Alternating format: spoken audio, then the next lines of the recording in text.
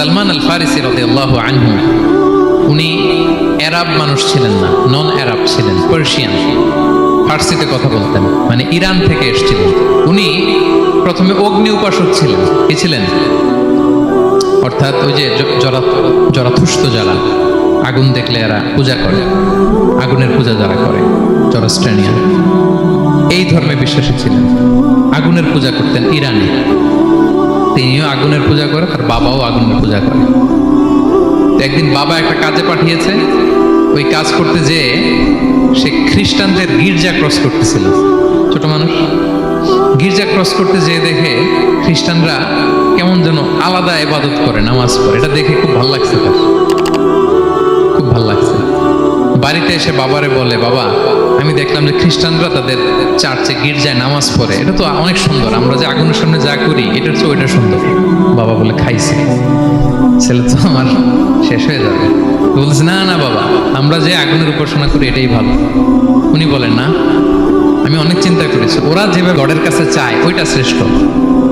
বাবার সাথে ছেলের, সালমানের অনেক তর্ক বিতর্ক। পরে বাবা ভাবলেন, যদি ওকে না আটকাই তাইলে প্রভাবিত হয়ে সে খ্রিস্টান হয়ে যেতে পারে। তো ঝগড়া তর্ক বিতর্ক শেষে তার পিতা তাকে শেকলবন্দি করলো। কি করলো? পায়ে শেকল লাগায় রাখছে। কিন্তু ছেলে তো মনে মনে খ্রিস্ট ধর্মের প্রতি আকৃষ্ট হয়ে গেছে। তো ওই খ্রিস্টানরা তার সাথে লুকিয়ে যোগাযোগ করত। সালমান ওই খ্রিস্টানদেরকে বলল যে, তোমাদের খ্রিস্টান ধর্মের উৎপত্তি কোথায়? বলে, সিরিয়াতে। বলতেছে, এখান থেকে কোনো কাফেলা সিরিয়া যাবে না? বলতেছে, হ্যাঁ, মিশনারি ওয়ার্কে একটা কাফেলা আসতে যাবে। বলতেছে, যেই দিন যাবে আমাকে বলবো। তো যেদিন যাবে তাকে এসে বলা হয়েছে তার বাবা নাই, সে শেকল ভেঙে, শেকল সহ ওই কাফেলার সাথে যে জড়িত হয়েছে। দেখেন বিশ্বাস, আদর্শ মানুষকে কিভাবে উজ্জীবিত করে। উনি চলে গেলেন সিরিয়াতে। সিরিয়াতে যে এক পাদ্রির হাতে বায়াত হলেন। কিন্তু এই পাদ্রিটা ছিল ভণ্ড। সে খ্রিস্টানদের দান সদকা নিয়ে গরিবদের না দিয়ে নিজেই খেয়ে ফেলতো। বেচারা পড়লো বিপদে, যে হায় রে, এত সুন্দর ধর্মরে কারাপ্টেড করতেছে সে। পরে এই পাদ্রি যখন মারা গেল, সালমান সে আরেক পাদ্রির কাছে গেল। আরেক পাদ্রির কাছে গেল। ওই পাদ্রি আবার অনেক ভালো, খুবই ইবাদত করে। তো ওই পাদ্রি কিছুদিন থাকার পরে ওই পাদ্রিও মারা গেল। ওই মারা যাওয়ার আগে সে জিজ্ঞেস করতেছিল যে, পাদ্রি, এই বর্তমান পৃথিবীতে সবচেয়ে ভালো খ্রিস্টান পাদ্রি কে? বলতেছে, আর কেউ নাই। যদি ভালো খ্রিস্টান পাদ্রি তোমাকে পেতে হয়, জানতে হয়, তোমাকে ইরাকের মোসেল শহরে যেতে হবে। এবার মোসেলে যে সে আরেক খ্রিস্টান পাদ্রির কাছে থাকলো। কিছুদিন পরে ওই পাদ্রিও মারা গেল। মৃত্যুর আগে তাকে জিজ্ঞেস করছিল যে, পাদ্রি আপনি বলেন তো, আপনার পরে শ্রেষ্ঠ পাদ্রি কে আছে পৃথিবীতে? সে বলতেছে, আমার পরে শ্রেষ্ঠ কোনো পাদ্রি আর পৃথিবীতে নাই। খ্রিস্টান ধর্ম শেষ হয়ে গেছে, নাই। তবে জেনে রেখো, শেষ জামানার নবী আসার সময় ঘনিয়ে এসছে। তিনি যে এলাকায় আসবে, এলাকাটা চারদিকে পাহাড় বেষ্টিত থাকবে। চারদিকে থাকবে পাহাড়, খেজুরের বাগান, মরুদ্যান। তাকে চেনার আলামত আছে। কি আছে? আলামত আছে। এক নম্বর আলামত হচ্ছে, ওই শেষ নবীকে দানের খাবার দিলে তিনি খায় না, কিন্তু উপহার দিলে সে নেয়, খায়। আর তার পিঠে দুই কাঁধের মাঝখানে একটা নবুয়তির মোহর আছে। যদি পারো তার কাছে যে বায়াত হও। সালমান আল ফারিসি পাগল হয়ে গেছে ওনার সন্ধান পাওয়ার জন্য। কিভাবে যাবে, কিভাবে যাবে? তো উনি কিছু ছাগল পালতেন। একটা কাফেলা তিনি পেলেন, যে কাফেলা আরব কাফেলা, বনু কালবের কাফেলা, আরব দেশে যাচ্ছে। তাদের সাথে তিনি চুক্তি করলেন যে, আমার যত ছাগল আছে এই ছাগলগুলো তোমাদের দিয়ে দিও, তোমরা কি ওই এলাকায় আমাকে পৌঁছে দিবা? তারা বললেন, হ্যাঁ, পৌঁছে দিব। সব ছাগল দিয়ে দিলেন, রওনা হইলেন ওই এলাকায়। মাঝপথে তারা তার সাথে জুলুম করলো, অন্যায় আচরণ করলো। তাকে দাস হিসেবে বিক্রি করে দিল ইহুদিদের কাছে। ওয়াদি আল কোরআন নামে একটা জায়গা আছে, ওখানকার এক ইহুদির কাছে বিক্রি করে দিল। সে ইহুদির কাছে দাস হিসেবে থাকতে আরম্ভ করলো। অনেকদিন পরে মদিনার পূর্ব নাম কি দেখি, কে বলতে পারে? হ্যাঁ, মাশাআল্লাহ। তো মদিনার পূর্ব নাম হচ্ছে ইয়াসরিব। তো ইয়াসরিবের এক ইহুদি, বনু কুরাইজার ইহুদি, সে আসছে ওয়াদি আল কোরাতে তার কাজিনের কাছে। এসে দেখে নতুন এক দাস পাইছে। বলছে, আমি কিনবো, তুমি কিনতে চাও? তার কাছে বিক্রি করে দিল। তখন ইয়াসরিবের ওই ইহুদি, বনু কুরাইজার, সালমান আল ফারিসিকে নিয়ে ইয়াসরিবে চলে গেল। সুবহানাল্লাহ। মদিনার আগের নাম কি? বিষ্ণু ইসলাম মক্কা থেকে হিজরত করে কিছুদিন পরে কই যাবেন? সত্যের অনুসন্ধানে যদি আপনি হন, সত্য আপনি পাবেনই, সত্যের কাছে আপনি পৌঁছাবেন, এতে কোনো সন্দেহ নেই। দেখেন বিষ্ণু ইসলাম ওই এলাকায় আসবেন, আসার আগে আল্লাহ তাআলা সালমানকে নিয়ে ওখানে পৌঁছাই দিয়েছে। তিনি ওখানে থাকলেন, দীর্ঘদিন থাকলেন, খেজুর বাগানে তিনি কাজ করেন আর অপেক্ষা করেন যে কবে বিষ্ণু ইসলাম আসবেন। একদিন তিনি খেজুর গাছের উপরে কাজ করতেছেন, হঠাৎ ইহুদিরা বলা বলি করতেছে, আজকে ওই মক্কা থেকে কোন এক লোক নাকি আসছে কোবাপল্লীতে, সবাই বলে সে নাকি নবী, সবাই বলে সে নাকি। এই কথা শুনে উনি খুশিতে ওই খেজুর গাছ থেকে ধপাস করে নিচে পড়ছে। নিচে পড়ে মালিককে বলতেছে, কে আসছে কে আসছে। এই কথা শুনে মালিক রেগে মেগে তাকে মারতে আরম্ভ করলো, যে তোমার জেনে কি লাভ, যাও এখান থেকে। তার মানে সুবহানাল্লাহ, সালমান আল ফারিসি তিনি জেনে গেলেন যে বিষ্ণু ইসলামের আগমন ঘটেছে।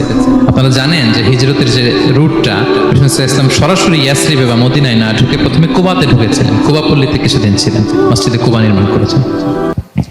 তো তিনি তো সত্যের সন্ধানী হয়ে পাগল, আল্লাহর কাছে সবসময় দোয়া করতেন, আল্লাহ সেই আখির জামানার নবীর সন্ধান যেন আমি পাই। সালমান আল ফারিসি রাদিয়াল্লাহু তাআলা আনহু, ওই যে তার পাদ্রীর শিখিয়ে দেয়া যে আলামত, তিনি দেখলেন ঠিকই তো ইয়াসরিবের দুই দিকে হাররা আছে, মানে পাহাড় বেষ্টিত, আবার খেজুরের বাগান আছে। এবার তিনটা যে আলামত দিয়েছিল, ওই আলামত চেক করার জন্য কিছু খেজুর নিয়ে কুবায় চলে গেলেন। কুবায় যেয়ে দেখেন বিষ্ণু ইসলাম সাহাবাদের নিয়ে বসা। তো তিনি বিষ্ণু ইসলামের সাথে পরিচিত হয়ে বললেন, এই যে কিছু সাদাকার খেজুর আমি আপনার জন্য এনেছি, নেন। বিষ্ণু ইসলাম বললেন, ওই যে ওদেরকে দাও, ওই যে গরিব সাহাবারা, ওদেরকে দাও। বিষ্ণু ইসলাম খেলেন না, সে মনে মনে বলতেছে, এই তো একটা পেয়ে গেছে, একটা পেয়ে গেছে। উনি কিন্তু খায় নাই, ধরেও নাই, বলতেছে যে ওদেরকে দাও। দিল, সাহাবারা খেল। এরপর বিষ্ণু ইসলাম কুবা থেকে মদিনায় চলে গেলেন। তখন মদিনার নাম হয়নি, ইয়াসরিবে গেলেন।